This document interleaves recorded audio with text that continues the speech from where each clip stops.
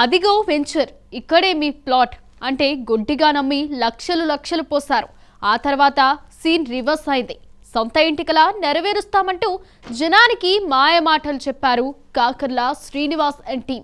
అదిగో అక్కడే వెంచర్, ఇదిగో ఇక్కడే మీ ఫ్లాట్ కట్టేది అంటూ అరచేతిలో స్వర్గం చూపించారు. నమ్మి డబ్బు కట్టిన వాళ్లను నిలువునా ముంచేశారు. జైత్రి ఇన్ఫ్రా పేరుతో జనానికి 100 కోట్లు కుచ్చెటోపి పెట్టారు. వారి వలలో చిక్కుకున్న వాళ్ళు ఇప్పుడు విలవిల్లాడుతున్నారు. తమకు న్యాయం చేయాలని కోరుతున్నారు.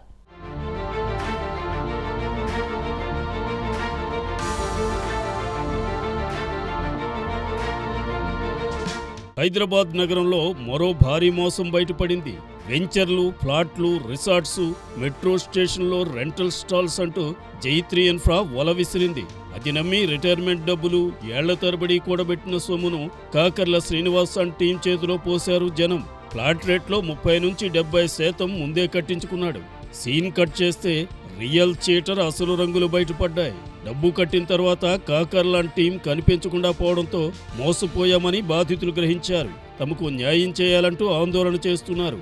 దాదాపు 350 కోట్ల రూపాయలను కాకర్ల శ్రీనివాస్ వసూలు చేశాడని బాధితులు చెబుతున్నారు. ఒక్కొక్కలకు 20 లక్షల నుంచి 1,80,00,000 దాకా టోపీ పెట్టాడు.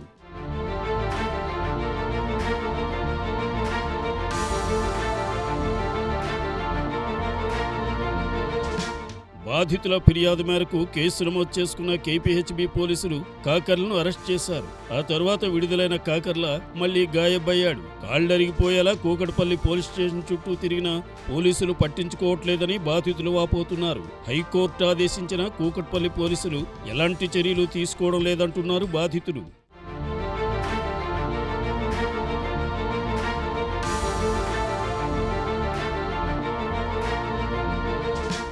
ఈ వంచన వెంచర్స్ కథా చిత్రంలో జైత్రి ఇన్ఫ్రా ఎండి కాకర్ల శ్రీనివాస్ మెయిన్ యాక్టర్ అని, హరిప్రసాద్, బొల్లా శ్రీనివాసరావు, మునీశ్వర్, దొరబాబు లాంటి డైరెక్టర్లు చోటా యాక్టర్లు అంటున్నారు బాధితులు.